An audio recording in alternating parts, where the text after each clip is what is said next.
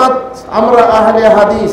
আমরা আহলে হাদিস শুধু আমিন বলাতে রফায়ে দানে নই, বরং আমরা আকীদাতে আহলে হাদিস, আমরা মানহাজে আহলে হাদিস, আমরা আমলে আহলে হাদিস, আমরা চরিত্রে আহলে হাদিস, আমরা লেনদেনে আহলে হাদিস, আমরা হালাল হারামে আহলে হাদিস, আমরা বিবাহ শাদীতে আহলে হাদিস, আমরা জানাজাতে মৃত্যুতে আহলে হাদিস, আমাদের জীবদ্দশায় আহলে হাদিস, আমাদের মরণের সময়ও আমরা আহলে হাদিস।